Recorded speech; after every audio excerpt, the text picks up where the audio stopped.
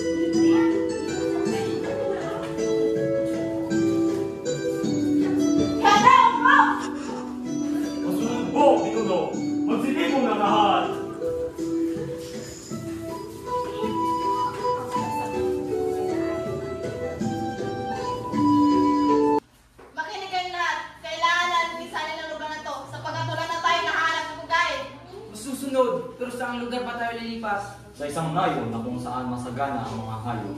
Kailangan natin maganda dahil bukas aalis na tayo.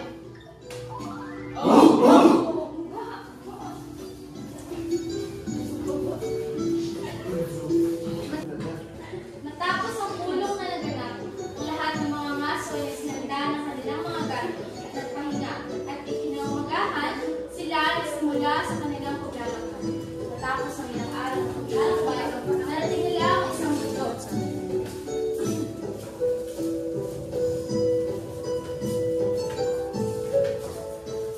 Narito na tayo sa ating bagong tahanan. Mukhang masagana ang mga hayop nandito. Dito na tayo magsisimula ng panibagong buhay.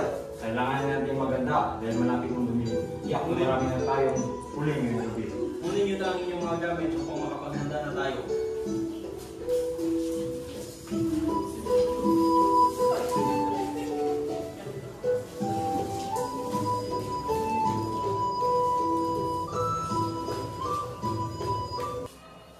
Nakahanda na bang lahat?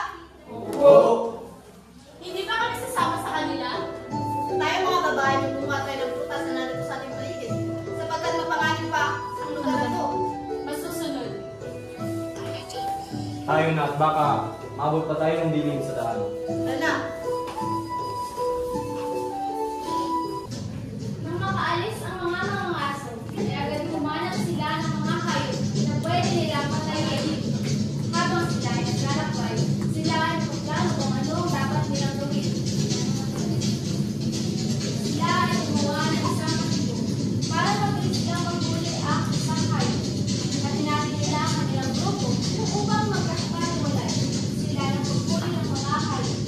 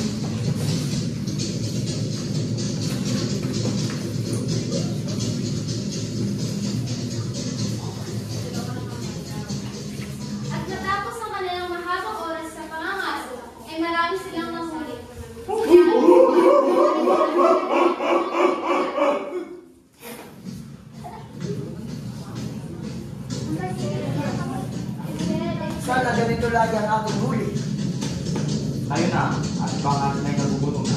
Tara. Tara.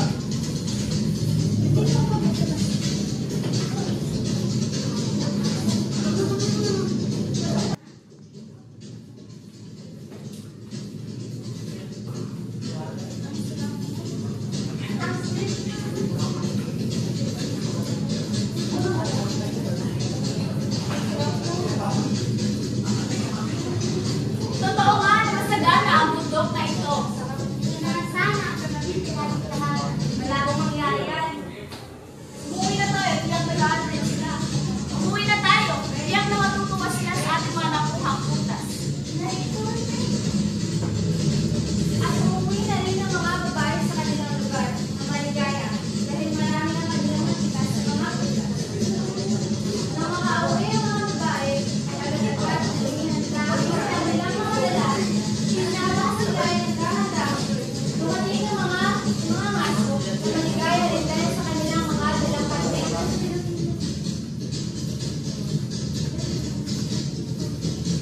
Narito na ako, kailangan namin kami.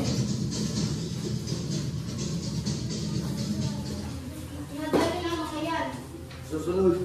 Susunod.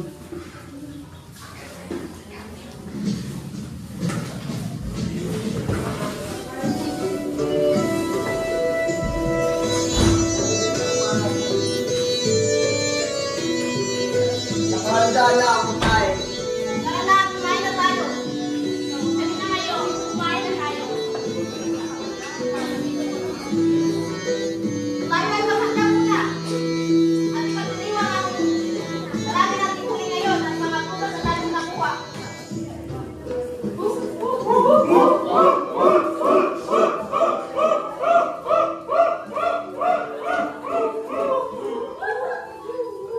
Dali na kayo, kasi yan. Kumain na tayo.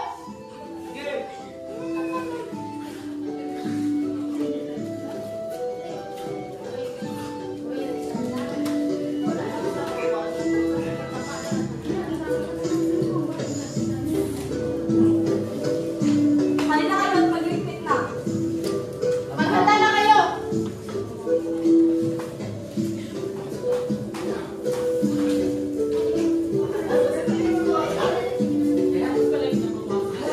Sa umaga hanggang magabi, ang mga aso pupunta sa kagubatan.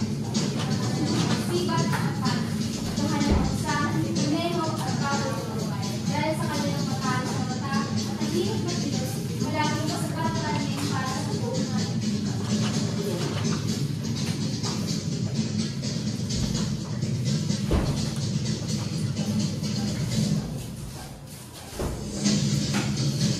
Pahinga muna tayo.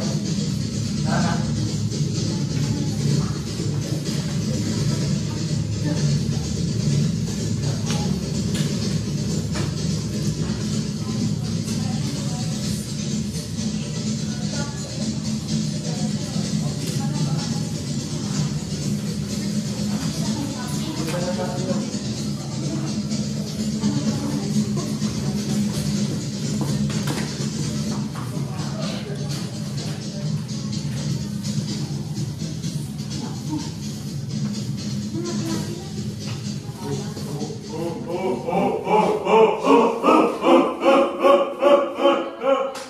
Masagana na ang lugar na ito sa mga hayop. Umuwi na tayo.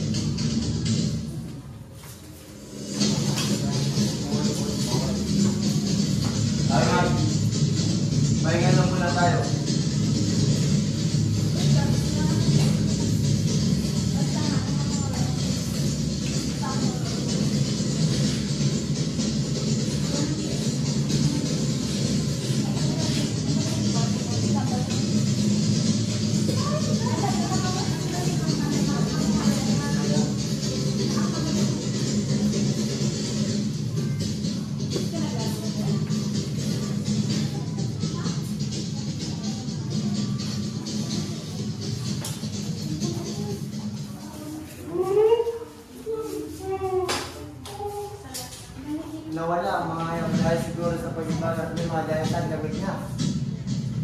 Oo nga. Tara, umuwi na muna tayo.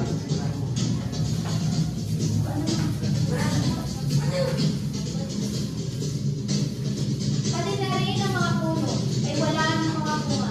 Isang araw sila ay nito. Hindi na sila nakakuha ng butas. Sila ay umuwi na mayroong lungkot na dinadala. Bakit kaya wala ng bunga mga puno? Oo nga, kanina pa tayo nag-iibot dito. Umuwi na lang kaya tayo. Tara!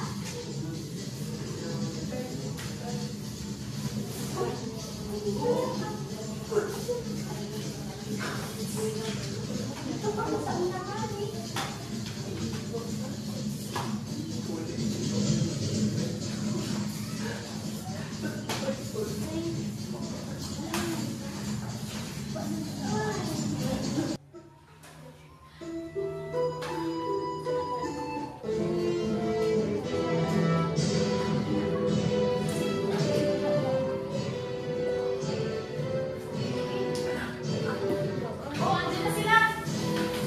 Tila yata wala kami lang natin. Naupos na siguro ang mga hayop dahil sa pang-araw-araw na tumuloy. Pati rin mga mula sa puno, wala na. Kailangan siguro natin umalis. Wala rin naman tayo makukuha pagkain dito. Kaya naman ba bang lugar na pwede natin lipatan? Wala na tayong malilipatan pa. Dahil ito na po yung bundok natin mga pwede natin. Ano na gagawin natin? Habang tayo naglalakbay, may nakita akong isang grupo. Pwede tayo humingi ng tulong sa kanila. Baka wala din sila maitutulong dahil hindi sila kagaya natin. Pero susubukan pa rin natin. Bukas na bukas, tayo ay maglalakbay patungo sa kanilang lugar. Pero ngayon, magpahinga muna tayo. Masusunod! Ang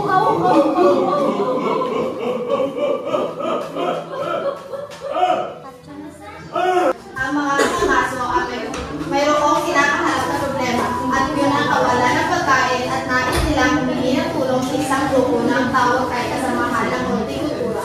Sila ang mga tao nagtatanim ng kahit ano na pwede nila makain. Pumunta na tayo sa kahanan pa na yan.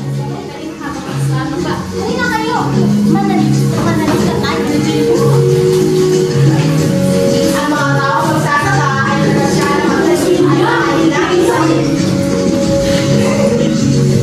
At makuha ng mga putas dahil nandiyan ang kanilang trabaho araw-araw.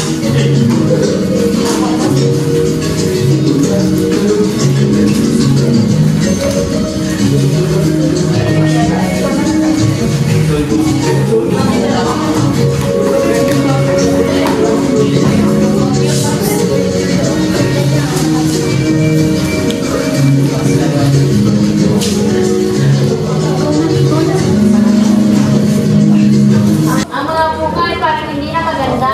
Ito rin, bulok na. Halika, ipakita natin sa kanila. Tingnan nyo itong bunga, nagiging bulok na. Pati na rin itong mga gulay, hindi na maganda ang mga tubo. Mga kasamahan, halika kayo rito. Aanihin na natin lahat ng ating mga pananim sapagkat parang nagkakala ng init. Baka hindi pa natin ito pakinabangan. Mas mabuti na ito ang ating nagulog. Kaya kunin nyo na lahat ang pwede nyong makuha.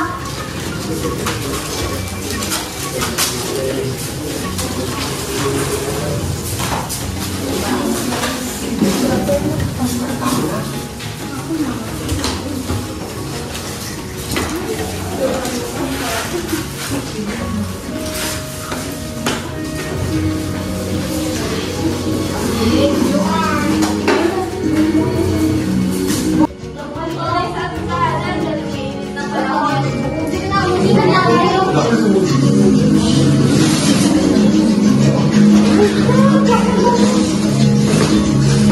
Mga kasamahan, may mga taong bubad.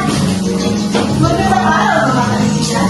Ano ay paglilingkod namin sa inyo? Wala kami yung hayop ay nangatili ng patayin ng kainin. Hindi kami nandito upang pumunta ng kami. Nandito kami upang humingi ng tulong sa inyo. Matanong tulong dahil makuha sa amin. Sa aming lugar, wala kami mahanap ng pagkain, kami ang mga tao. Walang permanenteng lugar at libat-libat na nais na may pagpalit ang aming dalang karne sa mga pagkain na narito sa inyo. Mga bibili na rin tayo mga magtanim. Pero hindi tayo mangunguma para magtanim. Sumunod ka na lamang. Papayag ba tayo sa gusto niya? Papayag kami. dalhin niyo ang mga pinangako niyo.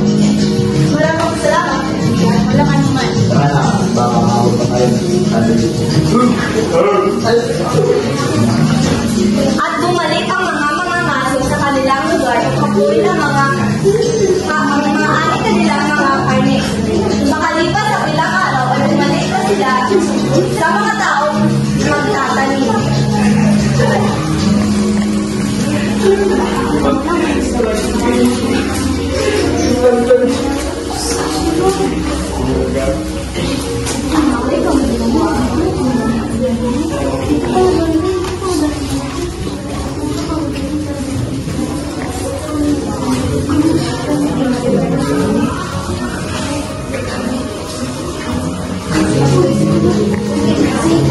Kasamahan ito ng mga taong buwan.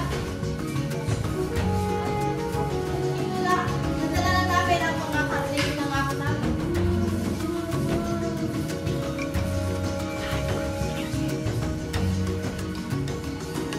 At ito na rin ang mga prutas na pinangalan ng Diyos. At ito na rin ang binigay gaya ng hinihingi ninyo.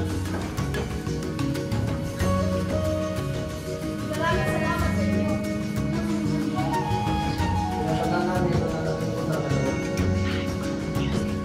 Bumalik na tayo. Pwede gawin yung mga kayo sa amin.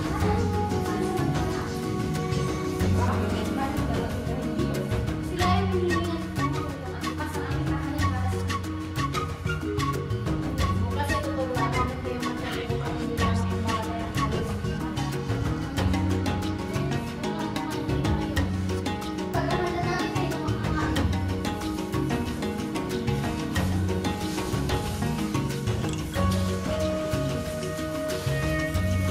Isama na yung gabi ko. Maraming salamat. Tayo ay magpahinga muna.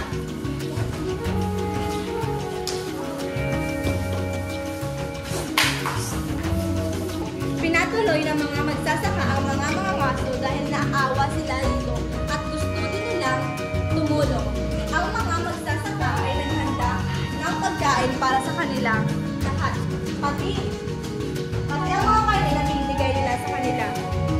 Nang matapos nila sa kanilang paghahanda ng pagkain ay agad nilang tinawag ang lahat. Hindi na kayo makahanda ng pagkain. Magsisipon na kayo lahat.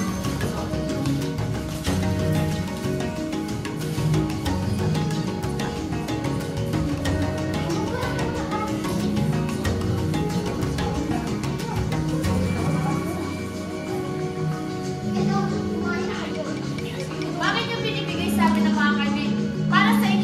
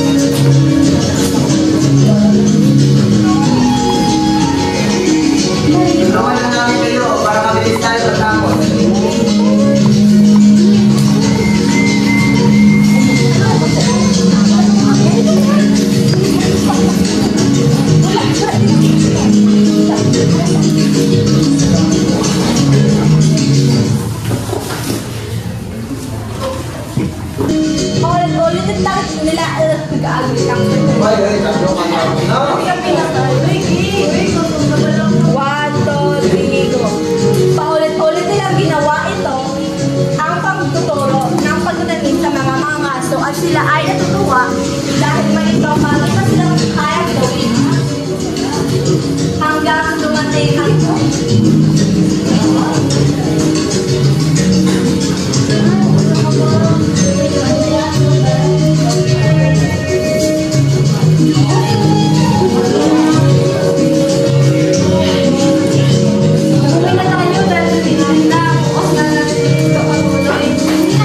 Mas mabuti nga yun.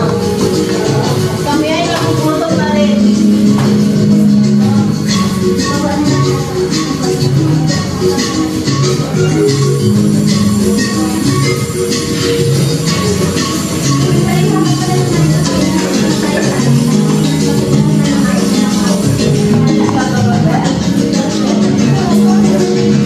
Halika na tayo sa lahat. Magdala tayo ng ating mga pagkain. Halika kayo. Halika sa aming tahanan. Dahil magdala tayo ng pagkain para may makain na tayo. Maraming salamat sa iyo.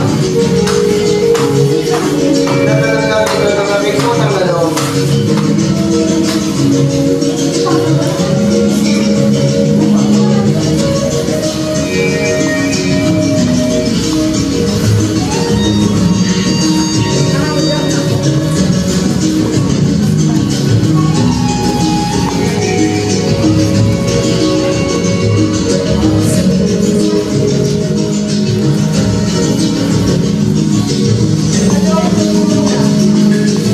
Sunod po.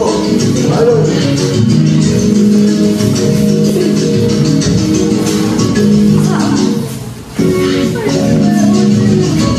Halika kayo. Magsipin na tayo. Bukas kumain. Tayo ay magsaya muna. Pagdiriwan natin ito.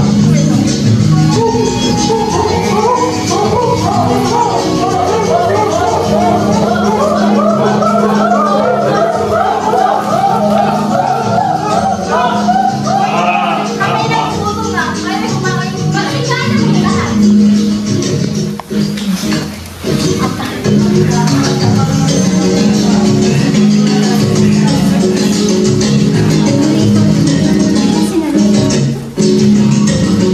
Hanggang sa dumating ang araw na kailangan nilang umalis dahil nagiging maayos na rin ang panahon. Mga kaibigan, kailangan na namin umalis dahil mabuti na rin ang panahon. Ngunit nagpapasalamat pa rin kami sa inyong tinuro. Natutuwa kami dahil may naitulong kami sa inyo. Ngunit hindi kami nababagay dito dahil magkaiba ang ating nakasanayan. Pero nagpapasalamat pa rin kami sa inyo.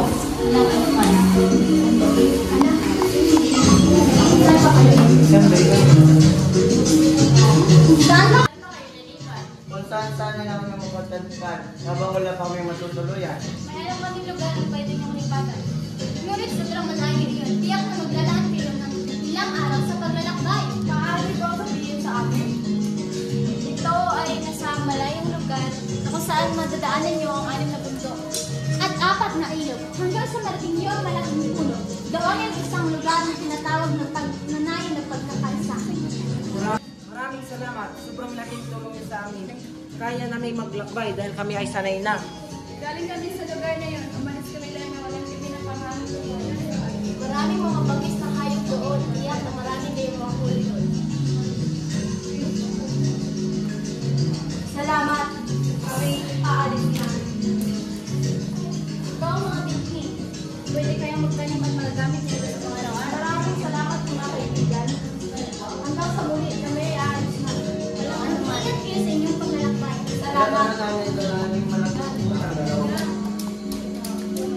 Maraming salamat sa inyo.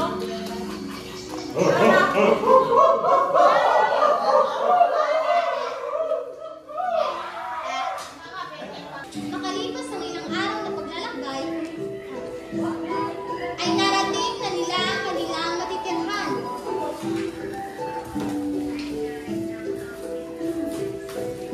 Bakit na sinasabi niya ng lugar? Mas malawak ang lugar. Tiyak na magtatagal tayo rito. Huwag na tayong padalas sa pagpatay ng hayop at baka maubos at wala na tayong makain. Pati na rin ang mga prutas na nandito.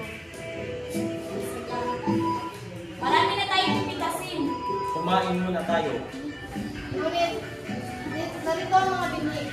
Pwede natin itong matanim. At silayan na ito hanggang sa paglaki. Dahil matagal na tayong hindi makakalis dito.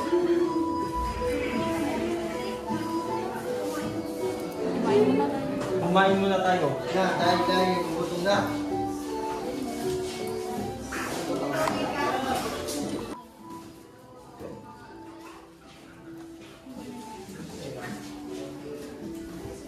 Ang mga aso ay hindi nagkaroon ng pag-asa na makapagsimula ulit sa kabila ng kanilang mga problemang kinakaharap.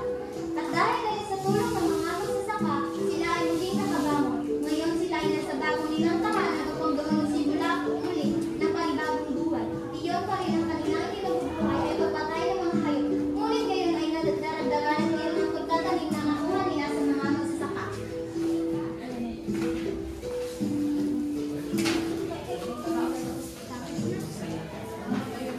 Tayo'y magsaya!